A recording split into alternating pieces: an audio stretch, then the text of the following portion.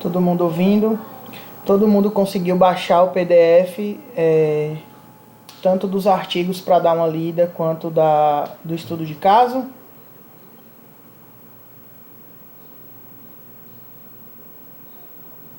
Sintam-se à vontade, tá? Se vocês quiserem abrir o áudio, conversar pelo áudio ou abrir o vídeo também, tá bom?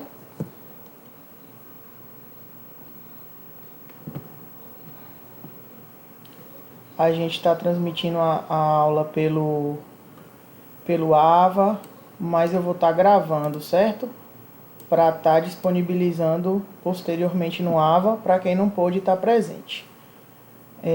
Nossa aula de hoje vai ser uma aplicação, né, do diagnóstico de enfermagem.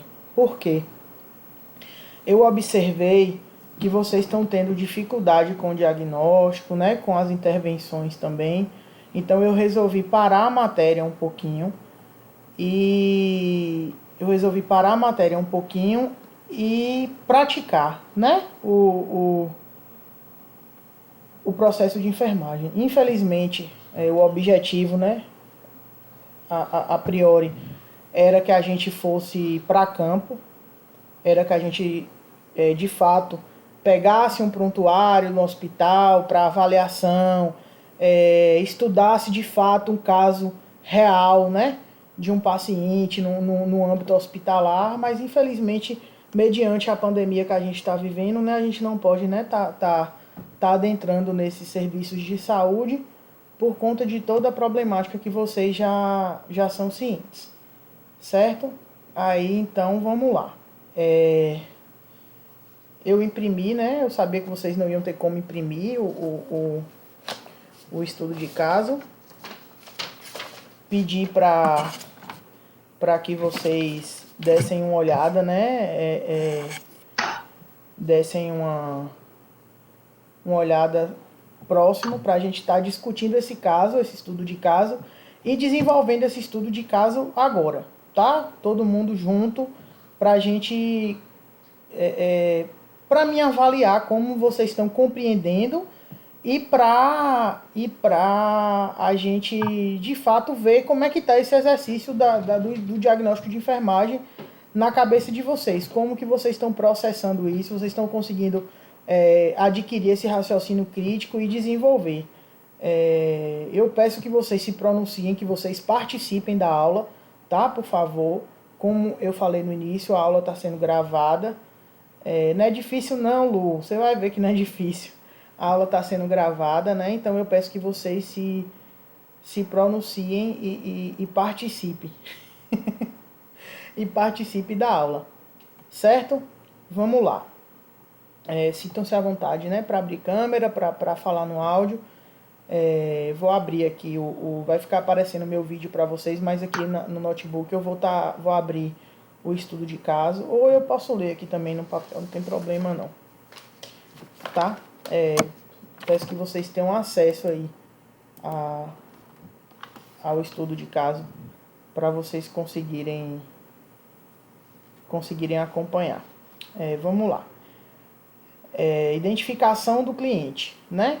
As iniciais do nome do paciente, né? Vocês já devem ter estudado a respeito disso, desse sigilo, né? Idade, 62 anos, sexo masculino, estado civil casado, profissão aposentado, queixa principal desse paciente. Minha perna dói muito, parece que está queimando, mal consigo andar. História da doença atual. O paciente foi admitido, né, nesse referido hospital dia 11/4/2020. Esse paciente teve o diagnóstico médico de pneumonia comunitária. Em seu prontuário, o médico evoluiu referindo sintomas como febre alta, cefaleia e calafrios. E registrou que o paciente era fumante pesado. No raio-x de tórax desse paciente, os pulmões apresentavam alterações que podem também ser ocasionadas pelo uso crônico do tabaco, né? São calcificações pulmonares de quem fez o uso prolongado e contínuo do tabaco, apresentam essas calcificações no raio-x. História social. Paciente aposentado, possui um bom relacionamento familiar, hipertenso, refere perda de apetite devido ao quadro atual, hábitos, fumante crônico, vítima de AVE isquêmico. Inspeção estática, sem achados clínicos. A inspeção dinâmica, marcha claudicante. Palpação do tórax, simetria normal, sem massas e achados. Percussão, som claro pulmonar normal. Ó, lá em cima, o médico fala que ele tem alterações pulmonares. Aqui embaixo, no exame físico, está dizendo que a simetria do tórax está normal, que ele não possui massas e achados. Percussão, som claro pulmonar normal. Ausculta normal, sem estertor, crepitação ou sibilo e ronco. Avaliação de força contra resistência em membros inferiores, né? No membro inferior esquerdo está normal. No membro inferior direito, o paciente não conseguiu fazer movimento, relatando dor. E além de relatar dor, ele está apresentando rubor, hiperemia e eritema. Teste do reflexo plantar, que é o que a gente chama de Babinski. No membro inferior esquerdo, deu Babinski negativo. No membro inferior direito, deu indiferente. Sinais vitais desse paciente. Pressão 14,9. Glicemia 87 mg por decilitro. Frequência cardíaca de 98 batimentos por minuto. Respiratória de 18 incursões por minuto. E saturação de 93%. Só esclarecendo, né? Não sei se alguém sabe o que é Babinski. Na verdade, vamos lá, vamos perguntar. Alguém sabe me dizer o que é sinal de Babinski? Vocês já tiveram essa aula? Alguém sabe do que se trata? Vamos lá, pessoal, participar.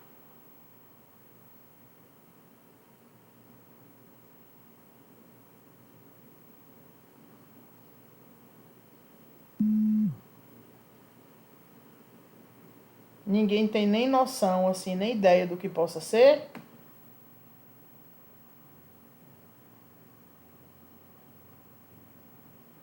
Oi, Amanda? Oi. É alguma coisa relacionada ao sistema neurológico? Parece que é. Isso, exatamente.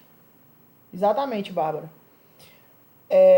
O que é Babinski, gente? Babinski, ele é um sinal que a gente faz no paciente, a gente faz é um reflexo plantar do paciente. Aquele É no sinalzinho que pé, né? Parece.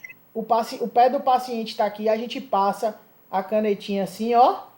E o E objetivo é que o pé do paciente faça isso, que o dedão ele puxe para trás, né? Então, quando o Babinski tá positivo, o paciente tá ok, tá normal. Quando o Babinski dá negativo, quando eu passo essa canetinha e o paciente ele não tem reflexo plantar, né, de extensão do hálux, que a gente chama, né, do hálux, da extensão do dedão para trás, significa que esse paciente está com déficit neurológico, né? Indica uma lesão neurológica. Então, quando o Babinski dá negativo, significa que esse paciente ele teve lesão neurológica, tá? Isso mesmo, Bárbara. Parabéns. Vamos lá, voltando. Diagnósticos, né? Os exames laboratoriais, até o momento, tais exames não tinham sido realizados. Os exames de imagem, raio-x de tórax, processo pulmonar sugestivo de pneumonia. O médico, ele entrou com antibiótico terapia, né? O paciente tem um histórico aí de pneumonia comunitária com febre, né? Repouso para palpar gasto energético desse paciente, hidratação e suporte calórico adequado, inaloterapia com broncodilatador, né, que é a nebulização, né, inalação com broncodilatador, e uma dieta hipossódica, uma dieta restrita de sódio, uma dieta restrita de sal, né? E aí eu coloquei os problemas identificados, né? E essa partezinha aí que vocês entram, né?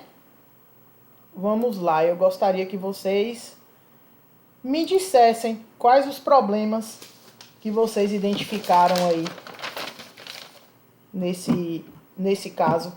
Alguém quer começar? O que é que tem de errado com esse paciente?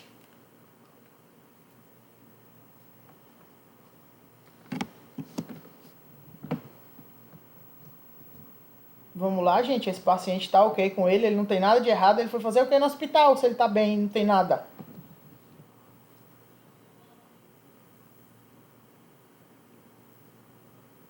Gente, abre o áudio de vocês e fala. É mais fácil, mais rápido e mais prático do que ficar digitando.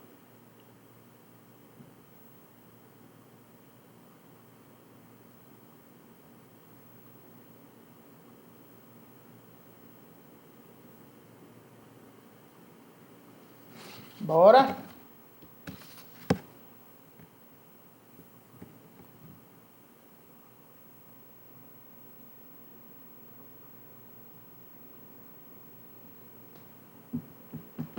Vamos, gente, senão a gente vai ficar aqui a noite toda ou até vocês começarem a falar. Vocês precisam exercitar. Se você não está conseguindo abrir seu áudio, Larissa, então fala. Então digita, desculpa. Então digita. Você está me ouvindo?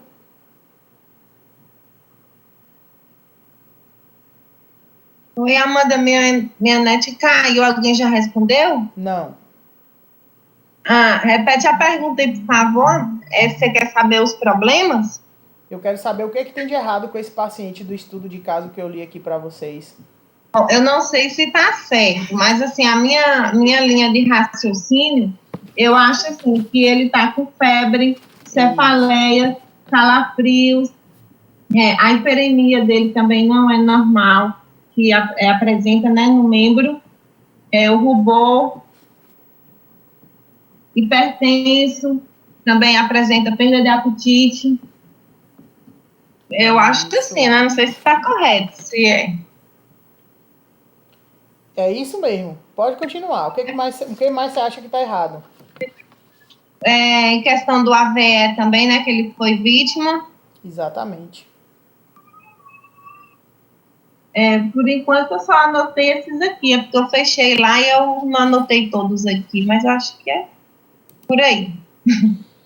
Acho que ficou faltando um item aqui, ó, para vocês. Ficou faltando a temperatura do paciente, tá? Esse paciente, ele tá agora, ele chegou referindo febre. Você tá correta, ele chegou referindo febre. Mas ele tá agora com 35, 36 e 5, 36,5 graus. Certo? Essa temperatura é o quê?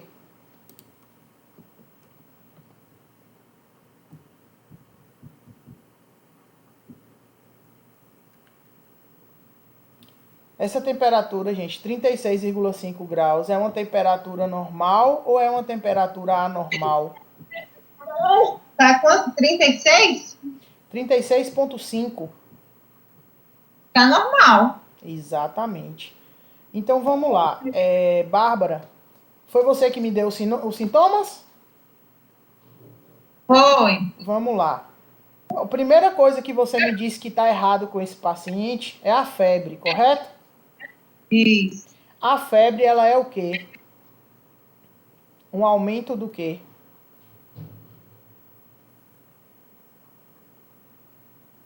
Da temperatura. Isso. E a temperatura corpórea, a nossa temperatura, qual a função da nossa temperatura? No corpo, no nosso corpo. Qual é a função da nossa temperatura?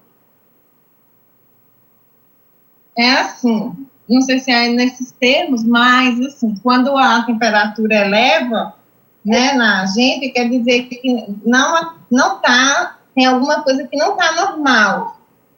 E vem você tá relacionando para o lado patológico. Eu quero te perguntar o seguinte: a função da minha temperatura que agora está normal, eu não estou com febre. Qual é a função da temperatura corpórea, da nossa temperatura, que a gente afere via pele, né? É termorregular. Você concorda comigo? É termorregular o nosso organismo, o nosso corpo. Certo?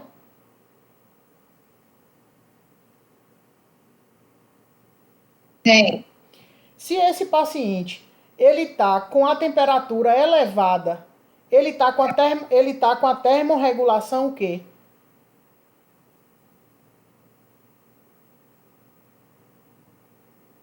Isso, eu não sei não. ela está eficaz ou ela está ineficaz?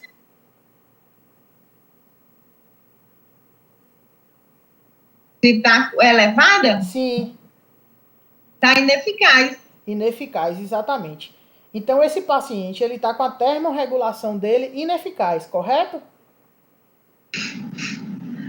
Correto. Sua colega Lissandra, ó, ela já gritou dali, ó, hipertermia. Tá correta, ela tá certa. Esse paciente, ele tá com hipertermia, ele tá com a temperatura elevada. Alterada. Certo? Só que o diagnóstico de enfermagem desse paciente é o que eu lhe disse agora. Termorregulação ineficaz. Por que é termorregulação ineficaz e não hipertermia? Porque hipertermia também é um diagnóstico de enfermagem. Por que no caso desse paciente não é hipertermia e é termorregulação ineficaz? Alguém sabe me dizer?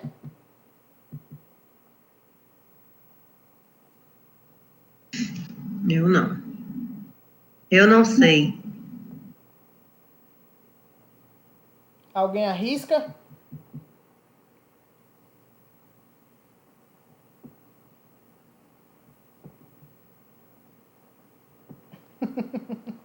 Calma aí, né, Sandra?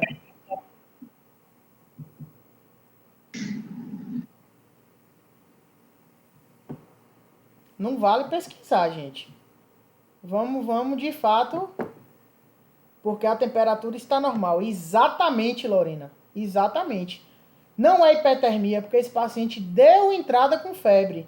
Mas eu falei o que agora? Que a temperatura desse paciente agora está 36,5. E perguntei a vocês se 36,5 era normal ou não. É uma temperatura normal. Esse paciente, ele está tendo o quê? Oscilação de temperatura. Então, ele está com a termorregulação dele ineficaz. Ela não está funcionando. Vocês concordam?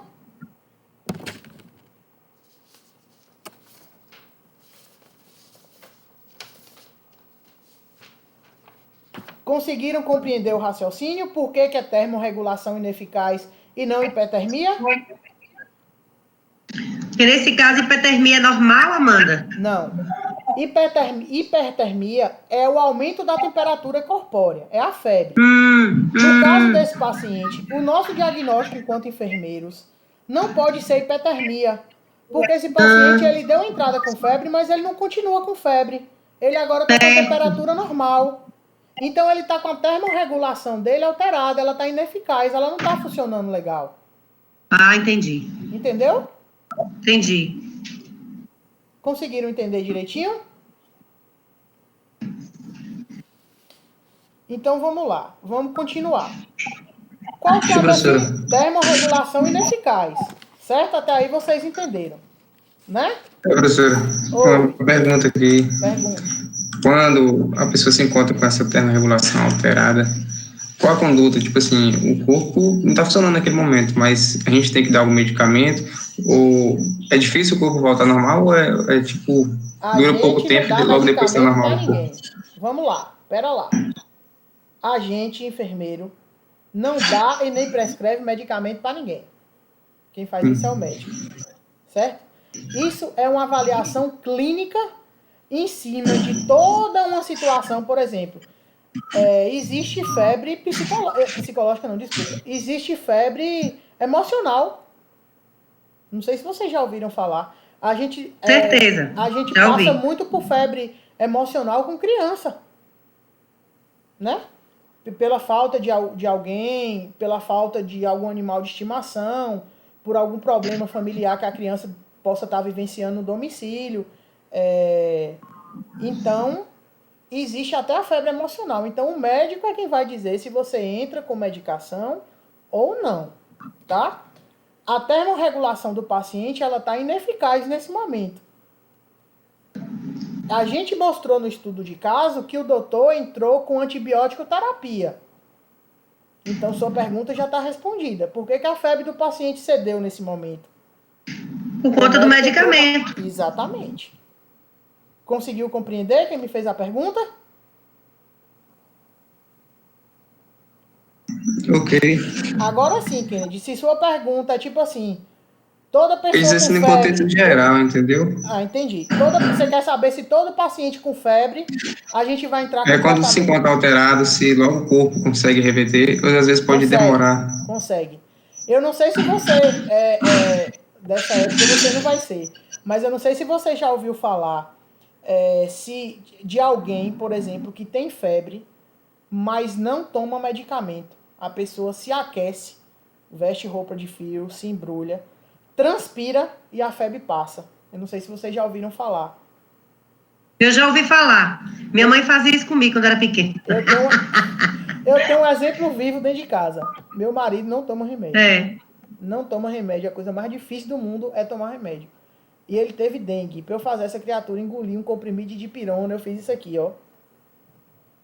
Porque ele faz exatamente isso. Ele se encapota todo, veste um bocado de roupa, entra debaixo da coberta, transpira, transpira, transpira, transpira e a febre passa.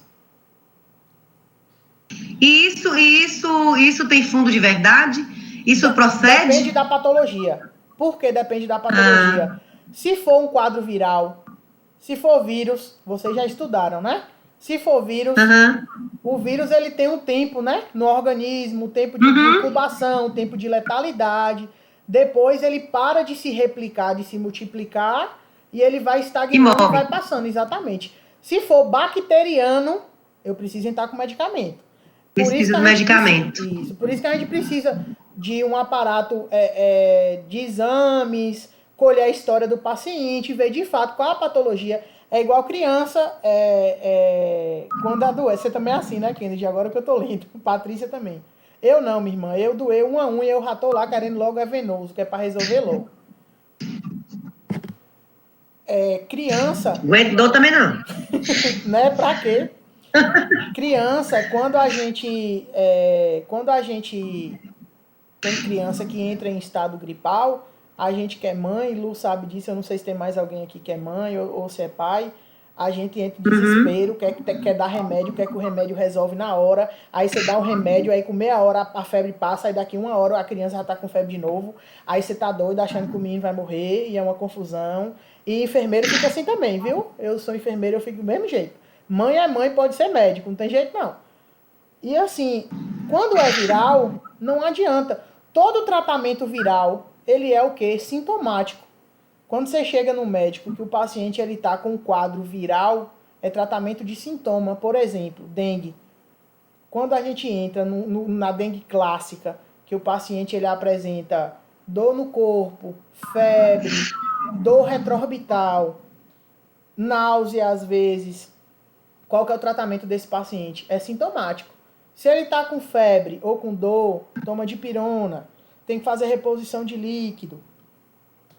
Se esse paciente resolve uma vez só que eu tomar o remédio, não.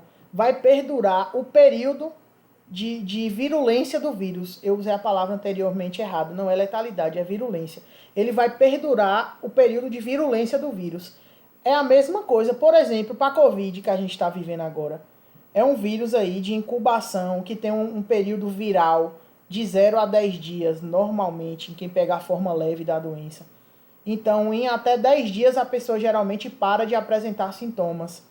E a gente trata o quê? A gente trata sintoma, é um tratamento sintomático desse vírus. Ah, professora, mas tem gente que tuba, que vai para UTI. Aí é a forma moderada a grave da doença. E o paciente que intuba e que vai para a UTI é porque o vírus ele já provocou fibrose pulmonar. Então, não é mais só o vírus. Aí eu já estou lidando com o segundo problema provocado pelo primeiro. Ele fibrosa o pulmão e esse paciente ele não consegue fazer a troca gasosa adequadamente. Vocês estão conseguindo entender, gente? Vocês ficam tudo calados aí. Eu fico aqui falando, não paro não. Estão conseguindo entender direitinho? Pronto. Qualquer coisa me interrompa, que eu falo demais, viu? Vamos voltar. Senão eu fico falando aqui outras coisas. Consegui responder sua pergunta? Foi Kennedy que perguntou? Consegui, Kennedy, responder sua pergunta?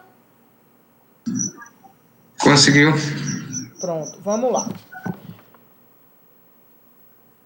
Ah, professora, eu não consigo mexer no diagnóstico Nanda. Eu pedi a vocês que abrissem, não sei se todo mundo conseguiu abrir aí. Inclusive o meu aqui está fechado, mas tudo bem. No Nanda, como é que eu vou encontrar o diagnóstico de termorregulação ineficaz? Esse paciente está com a temperatura alterada para mais, então é uma hipertermia, como a colega comentou. No iniciozinho da Nanda, se eu não me estou enganada, na página 17, 18 e 19, eu acho que até a 20, não sei, tem um glossáriozinho por ordem alfabética de problemas, de problemas não, de sintomas, de várias situações. Na letra H, vocês vão ver lá, hipertermia. Quando vocês clicam em hipertermia, vocês vão ver vários diagnósticos relacionados à temperatura alterada, aumentada. Um desses diagnósticos é a termorregulação ineficaz. Você clicando lá, você vai ser direcionado para a página 878, que é onde a gente tem a termorregulação ineficaz. Domínio 11, classe 6, se eu não me engano. E o que que fala? O que que é a termorregulação ineficaz? Qual que é a definição da termorregulação ineficaz? Oscilação da temperatura entre hipotermia e hipertermia. Tá? Quais as características definidoras as características definidoras no Nanda, tá, gente?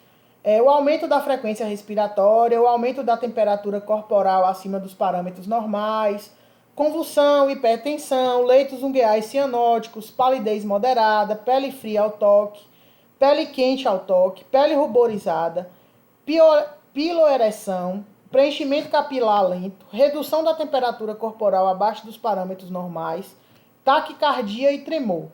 E os fatores relacionados: atividade vigorosa, aumento na demanda de oxigênio, desidratação, inatividade, oscilação na temperatura ambiental, roupas inadequadas para a temperatura ambiental. Tá, agora vamos voltar lá para o nosso caso. Vamos voltar para o problema do nosso paciente. Nosso paciente, ele está com a termorregulação ineficaz, né? Relacionada a quê? Relacionada a quê? Alguém sabe me dizer?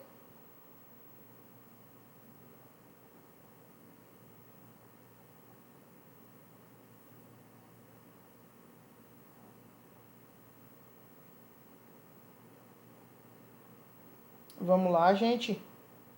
Seria por conta da pneumonia, Amanda? Ou não?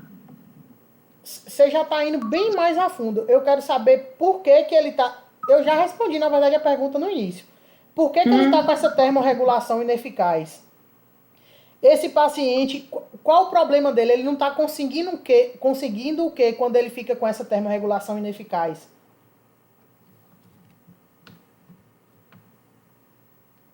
Ele não está conseguindo normalizar, a febre está oscilando. Exatamente.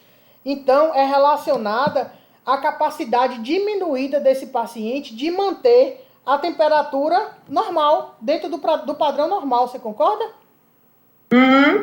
Pronto. Então, a gente tem um paciente com o primeiro diagnóstico dele, que é termorregulação ineficaz, relacionada à capacidade diminuída de manter a temperatura corporal dentro dos parâmetros normais. Evidenciada por quê? Qual é a evidência que eu tenho que esse paciente ele não está conseguindo manter essa temperatura no padrão normal? Ai, Jesus, que pergunta difícil. Não, é a mais fácil. O que é que me prova que esse paciente ele não está conseguindo manter a temperatura correta? Porque quando ele toma remédio, ele melhora. Não. É que ele chegou relatando Além que estava com febre. Aí depois a enfermeira foi aferiu, aí estava normal a temperatura. Tá. Aí então ela percebeu. Mas qual é a evidência?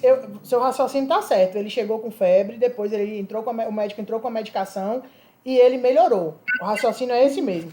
Mas qual a evidência que eu tenho que ele não consegue manter a temperatura dele normal? Qual é a prova que eu tenho que ele não consegue manter a temperatura correta?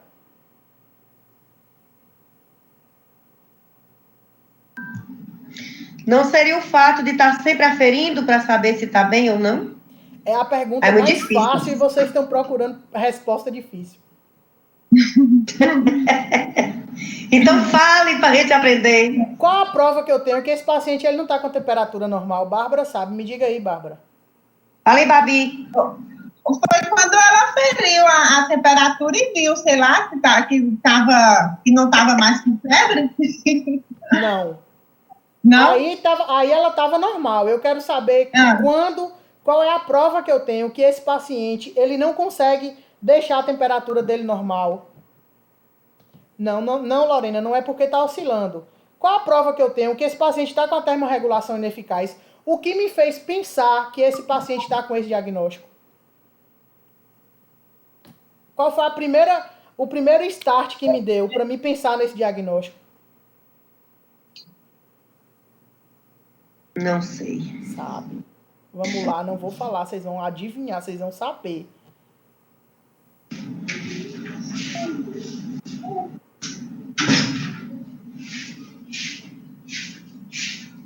Bárbara já me falou umas 3 vezes aqui, ela só não tá ligando o raciocínio. Eu não tô ligando, não. Ó, vamos lá. Esse paciente, ele tá com a termorregulação ineficaz, certo? Relacionada à capacidade, à falta de capacidade de manter a temperatura corporal dentro do padrão normal.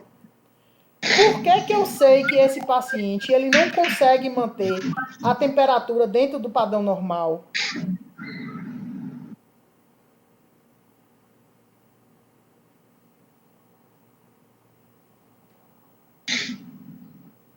Sei não.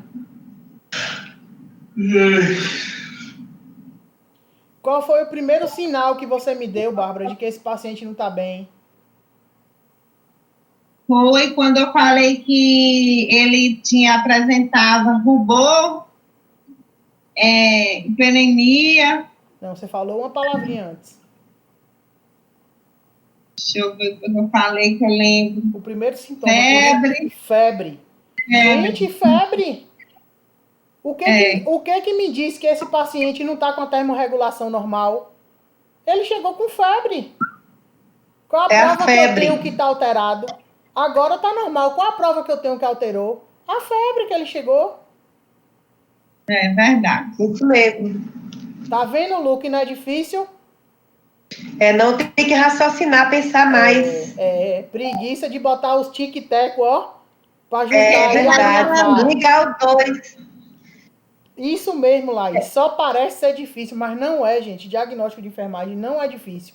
O problema é que, às vezes, a gente fica querendo, assim, ter aquele pensamento, aquele raciocínio punk, assim, daquele negoção. E é um negocinho. É só você pensar. Oi. Eu não tive dificuldade em achar o diagnóstico nesses estudos que você mandou. O que eu tive dificuldade foi depois de achar eles no NIC, e aí depois eu gostaria que você falasse se existe outra classificação. Porque existe um livro que ele é conjunto. Por que eu ensinei vocês separado? Para vocês entenderem vocês entenderem o NANDA, a taxonomia da NANDA, as intervenções e os resultados, tá? Existe até alguma aluna me procurou no WhatsApp e falou até que tinha esse livro, que é o Nanda Nick Knock, que quando você acha o diagnóstico, você já tem intervenção e resultado. Um livro só, Amanda? Algum aluno me falou que tinha esse livro. Algum aluno me falou. Os 3 em 1, no caso. Eu tenho o Nanda, a 11ª edição, que é 2018-2020. Esse é o que a gente está usando. É o que você disponibilizou lá no AVA, né? Isso, é o que a gente Aí eu achei o meu diagnóstico lá naquele estudo de caso que você mandou. Você achou? Quando eu fui, achei. Aí quando a gente foi lá para o NIC, que você falou que a gente fosse para o NIC por ordem alfabética, né? Isso. Vocês não conseguiram achar. Então, por ordem alfabética vocês procuraram exatamente o nome por exemplo, aqui, ó. A ordem alfabética que a gente segue aqui, nesse primeiro diagnóstico, não é termorregulação ineficaz, é hipertermia. Qual foi a palavra que a gente identificou da alteração para poder achar o diagnóstico? Foi a hipertermia. Então, o que eu vou procurar no NIC? A hipertermia. Entendeu? No NIC? Isso. No NIC seria? Isso. Vixe, Maria. Que Então foi? foi por isso que a gente não achou. Mas é assim mesmo. Ah, Vamos lá. Vamos fechando o ah. nosso diagnóstico. Termorregulação ineficaz relacionada à capacidade diminuída de manter a temperatura corporal dentro dos padrões da normalidade, certo? Evidenciada por elevações da temperatura ou evidenciada por febre, por apresentar temperatura acima de 37 graus Celsius. Aí a evidência é de fato o sintoma que a gente tem, tá? Vamos lá. Bárbara me deu também outros sintomas aqui que eu vou ler para vocês. Espera aí que eu deixei aqui digitadinho, ó. Bárbara me falou que esse paciente no membro inferior direito, ele está apresentando dor, rubor, hiperemia e eritema, certo? Esses sinais, eles querem me dizer o quê? São sinais o quê?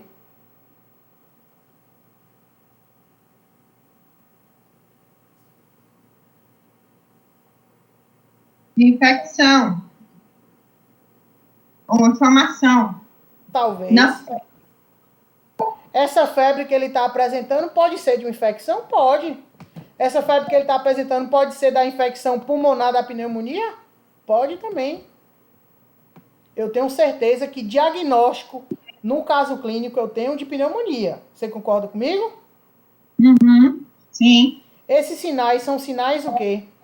Quando a gente aprende que um paciente apresenta dor, rubor, que é o aquecimento local, hiperemia, que é o vermelhidão, eritema, que é aquelas placas, a gente diz que esse paciente está com sinais o quê?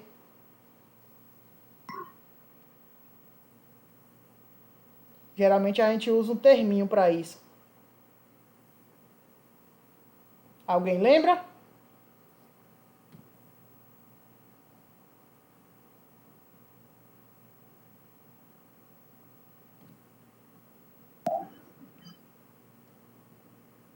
Vamos lá, Bárbara, Lu. Sinais de inflamação. Sinais de inflamação, sinais de defesa? Não. Defesa do organismo? É uma defesa, mas tem um nominho que a gente usa. Esse sinal, tudo isso, né, inclusive a febre, é uma reação do nosso organismo. Isso aí realmente é. Tem um nomezinho que a gente chama, são sinais flor. Alguém lembra?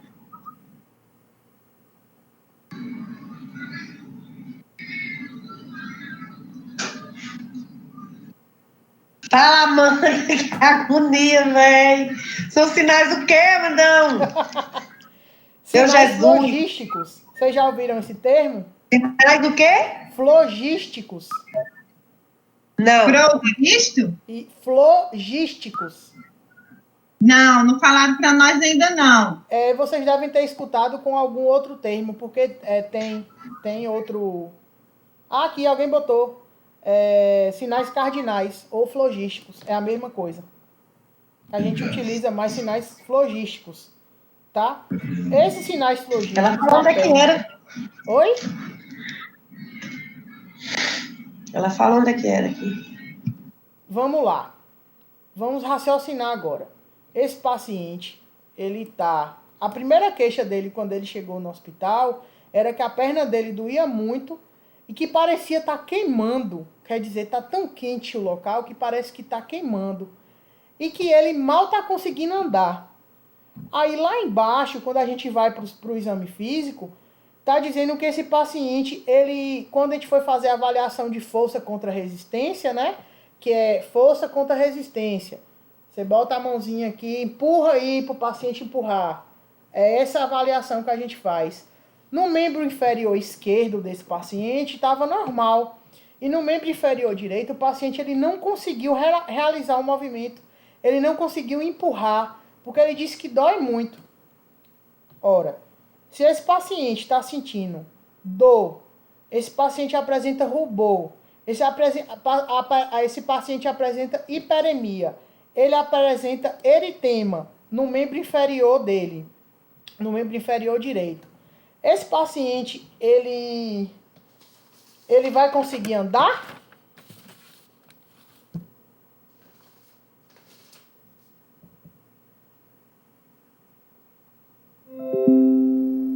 Com bastante dificuldade, né? Talvez consiga Isso. sair Com dificuldade, exatamente, Bárbara. Então ele tá com a deambulação dele o quê? prejudicada. Exatamente, ele tá com a deambulação prejudicada. E deambulação prejudicada é um diagnóstico de enfermagem. Então aí a gente já vai para o nosso segundo diagnóstico desse paciente. Esse paciente ele tá com a deambulação prejudicada. E deambulação, na hora que você vai pesquisar, é deambulação mesmo, que você vai procurar no índicezinho lá do NANDA, na taxonomia. Quando você clica, você vai para os diagnósticos que tem relação com deambulação. Se eu não me engano, é um dos primeiros, a deambulação prejudicada, na página 397. Qual que é a definição de deambulação prejudicada? Limitação do movimento de andar num ambiente de forma independente. Né? Esse paciente, por ele estar com a deambulação prejudicada, ele vai precisar de um auxílio para se locomover. Vocês concordam? Justamente.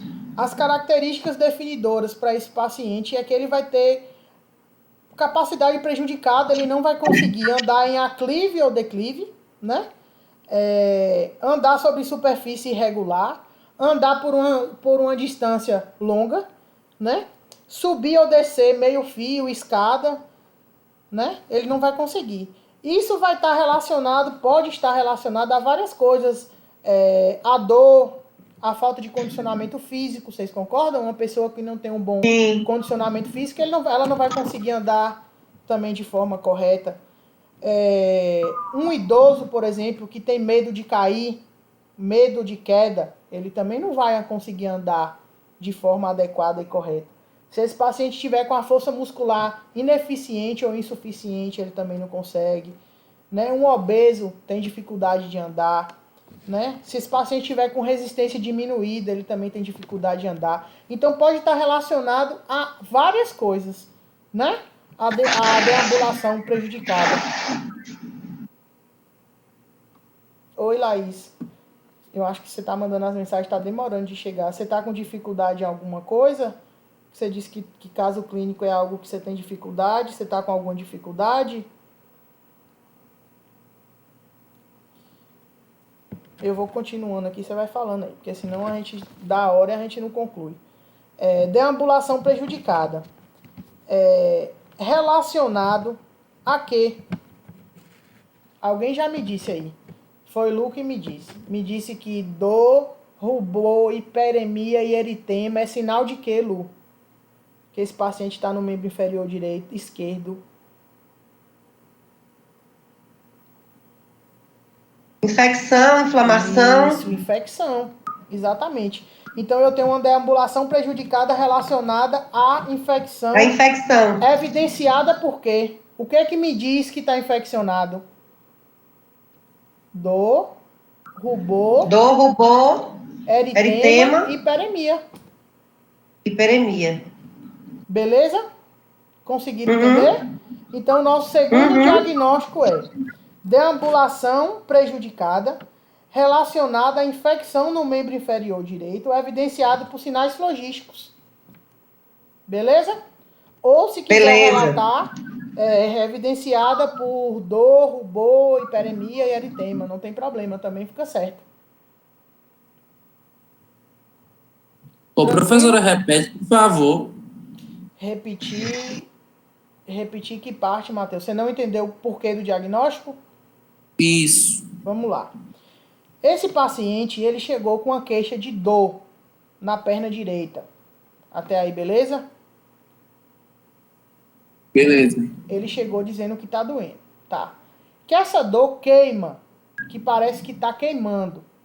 Quando chegou no exame físico do paciente, quem fez o exame físico dele relatou lá que na hora de fazer a avaliação da força contra a resistência dos membros inferiores, no membro inferior direito dele, ele não conseguiu. A avaliação de força contra a resistência é quando você força para o paciente forçar de volta. Tá? Ele não conseguiu porque ele disse que dói, que dói demais se ele tentar por força, e que esse membro inferior direito dele está apresentando rubor, hiperemia e eritema, além da dor. Certo? Até aí tudo bem? Sim. Pronto. Um paciente que está sentindo dor, que está com a perna avermelhada, que está com eritema, que está com hiperemia, que ele não consegue forçar para poder fazer o reflexo, que o Babinski dele deu indeterminado, então a gente não sabe se o Babinski dele, quando a gente puxa, se tem resposta ou não. É meio que um reflexo, talvez, da dor, então deu indeterminado, deu inconclusivo, né? Esse paciente, ele vai conseguir andar normalmente como quem não tem nada? Não. Não. Então, esse paciente, ele está com a deambulação o quê? Nada. Prejudicada, exatamente. Essa deambulação dele prejudicada é relacionada a quê? O que ele está apresentando no membro inferior dele? Com todos esses sinais. No caso, são sinais, sintomas que refletem infecção. Exatamente. Então, é relacionada a uma infecção. E essa infecção, ela é evidenciada por quê? Qual a evidência, qual a prova que eu, enfermeiro, tenho de que esse paciente ele está apresentando um quadro infeccioso? E agora será pelos dados obtidos pelo exame físico? O rubor, a dor, o eritema e a hiperemia, os sinais flogísticos. Certo. Conseguiu entender? Entendi. Agora sim. Entendeu? Então o diagnóstico fica fechado assim: deambulação prejudicada, relacionada à infecção no membro inferior direito, evidenciada pelos sinais flogísticos. Certo? Uhum. Certo. No Vamos caso, lá. esses sinais logísticos são, no caso, são o que foi identificado no exame, não é isso? No exame físico. São esses sinais que eu estou lhe dizendo. Os sinais flogísticos são rubor, que é calor, quando o paciente tem uma ferida. Por exemplo, se eu tiver uma ferida aqui, isso aqui, essa região minha estiver toda vermelha, eu vou tocar com o meu antebraço para me sentir a temperatura da ferida. Se ela estiver quente, eu digo que ela está ruborosa, ela está avermelhada. Certo? Uhum. Entendi. Hiperemia é o vermelhidão e eritema aquelas placas vermelhas. Placas vermelhas. Certinho? Certo. Vamos lá. Bárbara também me falou outra coisa. Bárbara me disse que esse paciente, ele tá com um bocado de coisa aí que falou, e falou também que esse paciente, ele é, na verdade, hipertenso. Certo? É. Quem tem pressão alta, na verdade, independente de você ter pressão alta, eu tenho predisposição, mas eu não sou hipertensa porque eu não tomo remédio controlado. Minha pressão é normal, a não ser, ela tem facilidade de subir, digamos assim. Uma pessoa que tem a pressão normal ou alterada, isso independe de ser hipertensa ou não. Se ela estiver passando por um quadro doloroso, se esse paciente, essa pessoa, estiver sentindo muita dor, o que vai acontecer com essa pressão? Subir. Exatamente, ela vai subir. Eu tenho um paciente hipertenso, né? Porque lá no exame dele fala que ele é hipertenso. E eu tenho uma temperatura, uma pressão arterial sistólica de 140 e diastólica de 90 milímetros de mercúrio. Essa pressão está normal? Não. Não está normal. Eu tenho um paciente hipertenso que está apresentando um quadro de dor e que por conta desse quadro de dor, ele está apresentando aumento de pressão. Então, eu tenho aí um paciente com risco?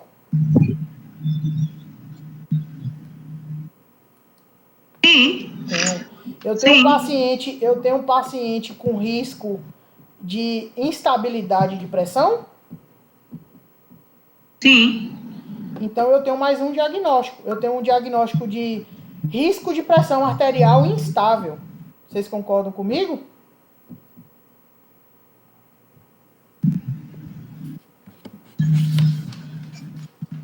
Hein, pessoal? Concordo. Pronto. Pra gente achar esse diagnóstico na taxonomia, a gente vai em pressão arterial, certo? E dentro de pressão arterial, a gente vai encontrar várias alterações de pressão, hipertensão, hipotensão, e vai encontrar risco de pressão arterial instável, tá? Que é na página 444. Qual que é a definição de risco de pressão arterial instável? Suscetibilidade a forças oscilantes do fluxo sanguíneo pelos vasos arteriais que podem comprometer a saúde. Ah, professor, é complexo demais, Porque você não vai achar lá no NANDA que a pressão está subindo porque o paciente está com dor. O que é a pressão arterial? É a pressão que o vaso está exercendo, né? Vaso, artéria, toda aquela fisiopatologia que vocês já tiveram. Vocês já tiveram fisiologia humana já, né? Já, quinto semestre. O domínio de qual diagnóstico de risco de pressão arterial? Domínio 4, atividade e repouso. Se for essa a sua pergunta, Lorena. O domínio de risco de pressão arterial instável é o 4, atividade e repouso. Eita, deixa eu fechar isso aqui. Então, eu tenho um paciente que ele está com risco de pressão arterial instável, que está evidenciado por uma pressão acima de... Qual é o basal do ser humano? Qual é o normal de um ser humano? 12/8, né? Exatamente, 12/8. Dizem que agora aumentou, é 13/8? Sucede? Olha, procede? Eu particularmente, eu prefiro trabalhar, por exemplo, eu até usei o termo com vocês agora, eu prefiro trabalhar com o basal das pessoas. É o normal comum? Não. O que é comum para mim pode não ser para você. Por Isso exemplo, mesmo. tem pessoas que 11/6/7 é uma pressão normal. A pessoa tá bem, não tá sentindo nada. 13/8 para essa pessoa pode ser uma pressão alta, relativamente alta. Morrendo. Entendeu? Para mim, 13/8/9, 14/9 para mim é normal, porque eu tenho predisposição para pressão alta. Você tá entendendo? Então eu prefiro trabalhar com basal. Eu vou dar um exemplo do que é basal para vocês, que vocês têm que começar a ter esse olhar clínico e raciocínio clínico. Ó. No estudo de caso de vocês, eu coloquei aí que esse paciente ele está saturando 93. Não sei se vocês se atentaram para isso. Se tiveram a curiosidade de ver isso. Ele está saturando 93. Qual é o padrão normal de saturação? Alguém sabe me dizer? Para estar bem, tem que ser acima de 95, né? 95 a quanto? A 100. Exatamente, Bárbara. 95 a 100. É o normal, é uma saturação normal. Perfeito. É isso aí mesmo. Esse paciente, ele está saturando 93. Se ele entra no centro de Covid que eu trabalho, a gente ia mandar ele pro tubo em 2 tempos. Né? Por conta do momento que a gente está vivendo, o paciente está com a saturação abaixo do normal, não vou esperar para ver tubo. Tá, vamos voltar para o caso dele. O paciente está saturando 93. Está dentro do padrão da normalidade, Bárbara? Não, está abaixo, né? Está abaixo, perfeito. Só que eu li na minha anamnese que esse paciente ele é fumante crônico há 45 anos e que no raio-x dele tem alteração que pode ter sido ocasionada por esse uso crônico de tabaco. Ele tem calcificação pulmonar. Essa saturação pode ser o basal, o normal dele? Pode. Provavelmente sim. Exatamente. Também há. Pode ser o basal dele. Pode ser o normal dele. Vocês estão conseguindo compreender? Porque, assim, ligando uma coisa com a outra, né, Amanda? Isso. Esses valores de referência, eles são muito... tipo assim, não tem como a gente ser exato. Por exemplo, eu não tenho como dizer... e isso eu não aprendi na faculdade. Na faculdade eu aprendi igual a vocês. A pressão certa é 12/8. Quem tá acima tá para mais, quem tá abaixo tá para menos. Eu aprendi exatamente assim. Aí com o tempo, você vai trabalhando, você vai vivenciando outras histórias, você vai passando por algumas situações. Por exemplo, meu pai infartou, tem 2 anos, mais ou menos, 1 ano e pouco, meu pai infartou. E depois que ele infartou, ele fez vários exames tal, e ele entrou com umas medicações. E aí ele começou a tomar muito remédio para colesterol, que eu já sabia que quem infarta, o colesterol tem que estar abaixo do normal. E aí eu ficava aferindo a pressão dele, né? Aí eu terminava de aferir e falava, ô pai, tá ótimo, tá 12/8. Ele falava, não tá bom não. A minha cardiologista falou pra mim que minha pressão tem que estar abaixo de 12/8, tem que estar 11/7. Aí eu falei, gente, o normal é 12/8. Não, pra mim não. Eu já infartei. Minha pressão tem que estar abaixo de 12/8. Eu fiquei, rapaz, ou essa cardiologista que atendeu meu pai é doida, ou o que eu aprendi tá, tá fora já, preciso buscar e tal. Aí fui estudar, e um amigo meu começou a fazer residência em cardio. E aí eu conversei com ele falou, não, Amanda, realmente, se você for analisar que um coração infartado, ele já chegou no seu limite de execução de carga, né? Ele extrapolou a sua carga que ele suporta e ele infartou. O basal dele não tem mais como ser 12/8. Tem que ser menos. Porque 12/8 para esse coração infartado já é muito. Então vocês conseguem perceber que não tem como a gente bater exato no que é exato. É obviamente que para um adulto jovem, uma pessoa normal, uma pessoa sadia, é para estar 12/8. Vocês vão ver quando vocês forem para campo. Bárbara, eu também amei fazer essa aula aberta com vocês. Muito bom mesmo, vamos fazer mais. Vocês vão ver que quando vocês forem para campo, principalmente para a área de pré-natal, que quando você pega uma gestante, a coisa mais difícil do mundo é você pegar uma gestante de uma pressão 12/8. Você pega 11/7, 11/6, 10/6, 9/6, 9/5. Aí você fala, meu Deus, professora, ela tá com a pressão 9/5, ela tá boa, tá boa porque o basal dela, provavelmente, se ela tá 9/5, o basal dela era 10/6, 10/7. Mas ela tá 9/5, tá? Ela tá bombeando para 2, para ela e pro feto. Então cai. Então o período que minha pressão ficou melhor foi quando eu engravidei. Que minha pressão ficou, ó, 11/7, 12/8. Porque o meu basal é 13/8, 13/9. Isso é meu basal. Se eu aferir minha pressão tiver 13/8, 13/9, 14/8, 14/9, eu não desespero, porque eu sei que é meu basal. Isso eu já sei. Cada pessoa sabe. Cada pessoa sabe, por exemplo, o basal de minha mãe é uma pressão já mais baixa. Mas muito mais baixa que a minha. Então não tem como a gente denominar, bater o martelo, ó, Luci, é 12/8, é 13/8. E assim, tá vendo? 10/8 é o normal para sua mãe. O que até não é muito normal, porque ela tem uma sistólica muito próxima da diastólica. Isso não é tão normal assim, não é tão comum, entendeu? Cada organismo, gente, reage de uma forma. Eu nunca ouvi nada, até o presente momento, sobre 13/8, Luci.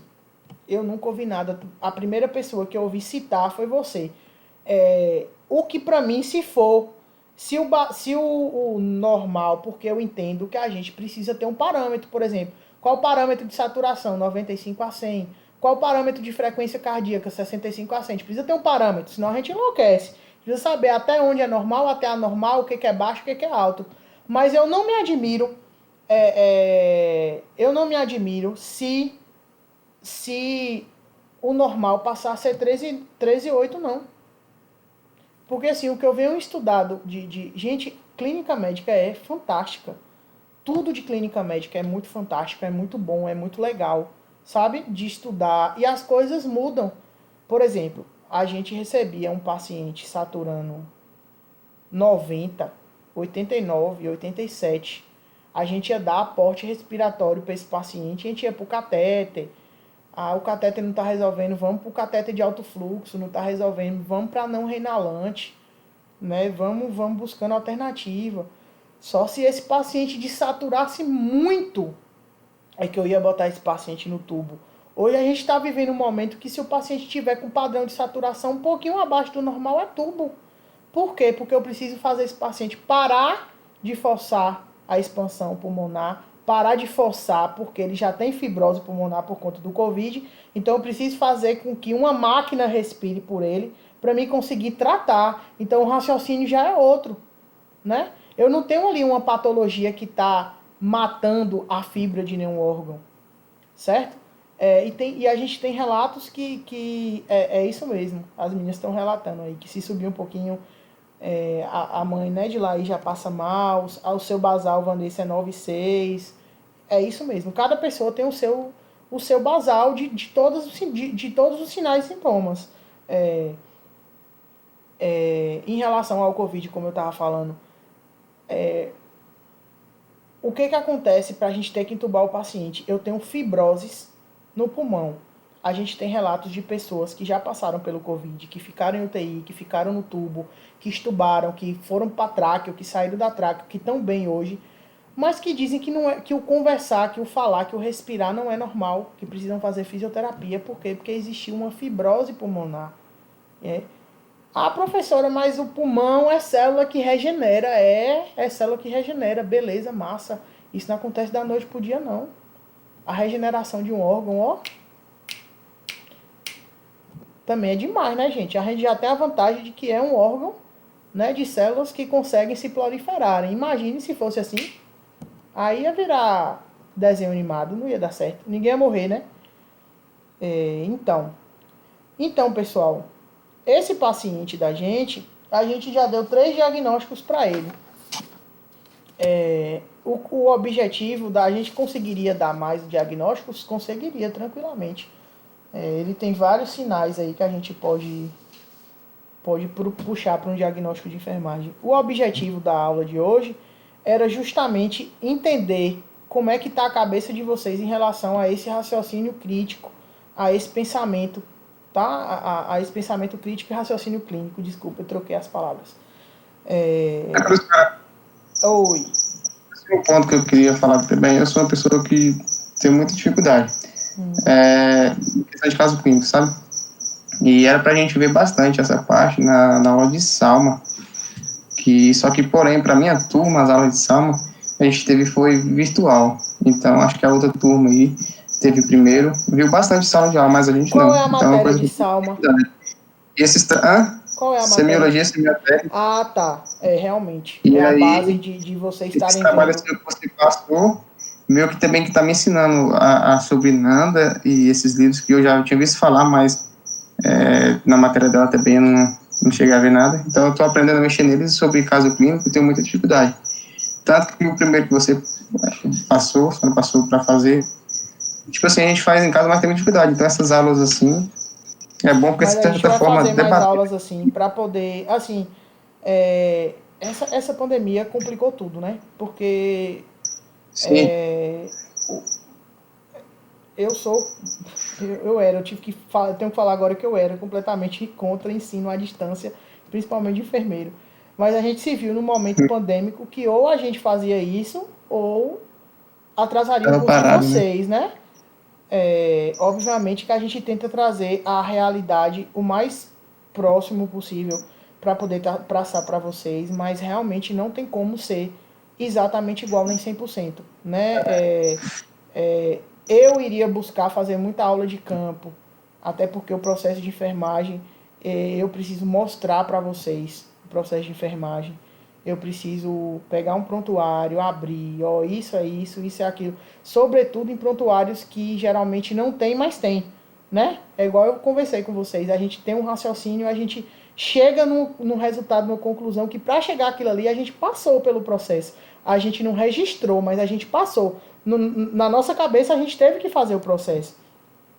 Então, assim, realmente, eu não sei como que foi a matéria de semiologia e semiotécnica de vocês.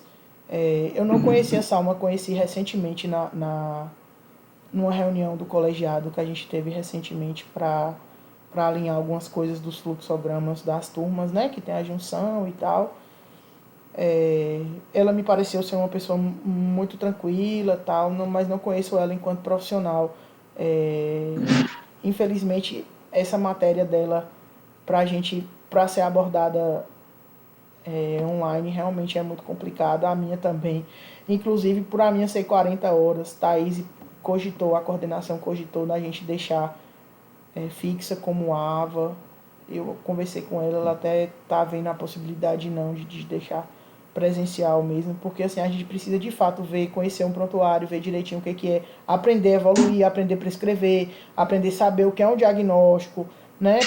Porque assim, a gente faz intervenção e busca resultado em cima de diagnóstico clínico também, busca, mas a gente tem nosso diagnóstico, entendeu? Por que eu resolvi parar a matéria? Hoje era pra gente estar vendo, começar a estar vendo as noções, né, de prescrição de enfermagem e tal. Por que eu resolvi parar a matéria e repetir o diagnóstico, né, com vocês?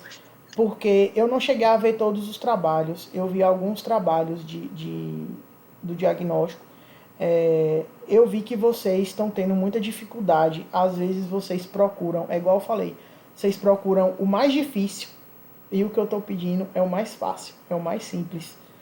É o que está ali na sua frente, igual a pergunta da febre que eu fiz hoje, e vocês estão pensando, não, mas tem que ser uma coisa bem difícil de acertar, e não é. Não é. É uma questão de raciocínio, de você conseguir linkar seu raciocínio. É igual eu falei com alguém que veio me tirar dúvida na época do diagnóstico, do trabalho diagnóstico. Professora, mas não sei o que, eu não tô achando nada. Pera aí, calma, respira. Vamos lá. Qual foi a primeira pergunta que eu fiz para vocês hoje em cima do caso clínico? Quais os problemas do paciente? Então vamos raciocinar o que é que está errado. Aí vamos agrupar o que é que está errado que tem a ver com pressão, tá aqui. O que é que tem errado que tem a ver com infecção, tá aqui. O que é que está errado que tem a ver com outras coisas, tá aqui. Então a gente agrupa para a gente poder formar o diagnóstico, tá? Por isso que eu resolvi parar a matéria. Eu realmente observei que vocês têm dificuldade nessa questão do caso clínico. Mais uma vez eu peço a vocês, leiam os roteiros. Quando eu passar um roteiro, não fique tentando mirabolar em cima do roteiro, não. A professora está pedindo capa, desenvolvimento e conclusão. Ponto. Eu vou botar conta capa, referência, o diacho A4, desculpa o termo, pra quê? Eu não estou pedindo, eu não quero. O que eu quero é exatamente o que eu estou pedindo ali. Exatamente. E eu vou pontuar em cima do que eu estou pedindo ali. Entenderam? Eu espero que vocês tenham gostado da aula. Eu gostei muito. Quem tiver dificuldade com essa questão de caso clínico, pode estar conversando comigo, pode estar me mandando dúvida no AVA, que eu vou tirando as dúvidas de vocês tranquilamente. Até agora eu não tive problema com entrega de trabalho, assim, alguém que não tem entregado no prazo, tal. Foi tudo tranquilo, pelo menos na minha disciplina. Né? Tiveram professores que tiveram, acho que alunos que não conseguiram concluir, mas comigo tá até o momento, né? Não vi o de hoje, mas tá tudo certinho. Kennedy e acho que foi Laís que relatou que tem dificuldade em caso clínico. Pode me mandar dúvidas no AVA, pode me mandar perguntas no AVA. O que eu puder esclarecer em relação a alguma coisa, como eu trouxe hoje Babinski, o que eu puder responder em relação ao que está dentro da matéria, eu vou estar respondendo para vocês tranquilamente. Não fiquem com dúvidas. Alguém está com dúvida? Vocês ficaram com alguma dúvida em relação a alguma coisa? A gente precisa sanar todas as dúvidas. Certo? Professora, eu queria saber em relação a esse trabalho que é para ser enviado hoje, a continuação lá do estudo de caso. Isso, diga. No NOC, após o nome ali, tipo assim, a gente vai pegar uma doença lá. E aí tem um título, né? E na frente tem uma numeraçãozinha entre parênteses. No trabalho vai ser preciso colocar essa numeração. Eu acabei de falar com vocês. É o que eu pedi no trabalho. Eu pedi o quê? Intervenção. O que é intervenção? O que você vai fazer? Por exemplo, o paciente está com a termorregulação ineficaz. Oi? É só o essencial mesmo, essas coisas não. O paciente está com a termorregulação ineficaz. O que eu posso fazer para melhorar esse paciente se ele tiver com febre, por exemplo? Eu posso dar banho nele. Vai ajudar a temperatura a cair? Vai, não vai? Toda criança, quando chega no pronto-socorro, que está com febrão, 39, 40, quem é mãe sabe disso. O médico manda direto o técnico fazer medicação na veia? Não. Vai fazer um resfriamento, mãe, nele, bote ele no banheiro, dê banho nele. Depois a gente faz a medicação. Por quê? Porque eu não posso baixar. Primeiro, se for de pirona, não sei se já ouviram falar, de pirona sobe um pouquinho para depois deixar a temperatura. Não sei se já ouviram falar. Segundo, eu não posso fazer descer de vez a temperatura, senão eu causo hipertermia na criança. Então eu preciso fazer a diminuição gradual dessa temperatura. É o mesmo raciocínio para pressão alta. Quando a pressão está estourada, muito alta, eu não posso chegar ali. Vamos lá, 3 ampolas de furosemida na veia, para poder cair a pressão. Não posso. Não Ô, posso. Amanda, mas esse resfriamento, ele pode acontecer a qualquer momento, à noite, madrugada, dentro ou não? Qualquer momento? Não existe nada que impeça você dar banho numa criança. Não vou falar que acabou de nascer porque a lei mudou. Mas, por exemplo, meus 2 filhos. Meus 2 filhos tomavam banho 10, 11 da noite, com dias de nascido. Nunca griparam. Porque o que é que faz gripar? Corrente de vento. Eu não vou dar banho numa criança, deixar a janela aberta para a criança estar ali fria, tomando vento na cara. Fecha tudo e dá banho. Existem também resfriamentos, não sei se vocês tiveram essa aula, que a gente faz com álcool. Tem os pontos de você colocar o álcool na axila, na testa. Vocês já tiveram essa aula?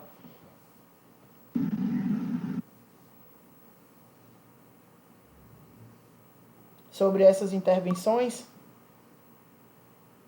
Eu tenho impressão que Salma já falou sobre isso aí, mas tenho muita certeza. Eu acho que ela já falou, sim. Ou eu não sei se vocês vão ter também essas coisas em clínica médica. No semestre que vem, não sei. Mas é isso, pessoal. Espero que vocês tenham gostado. Boa noite para vocês. Quem não entregou o trabalho, coloca lá, por favor.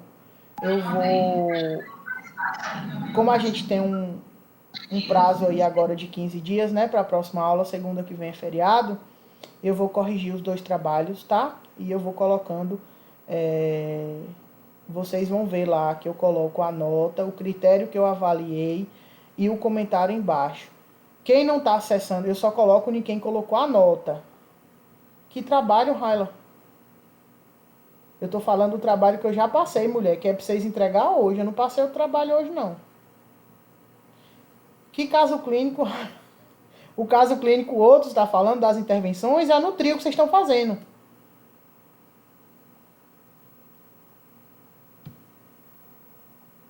Não, mulher, não tem trabalho hoje, não.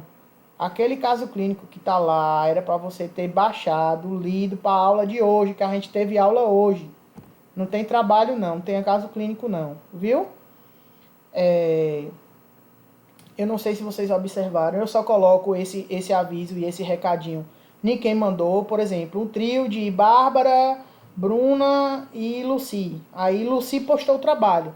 Aí eu vou colocar a nota lá na resposta, lá como nota no de Lucy. E os comentários eu vou colocar os comentários lá onde quem postou a nota. Tá?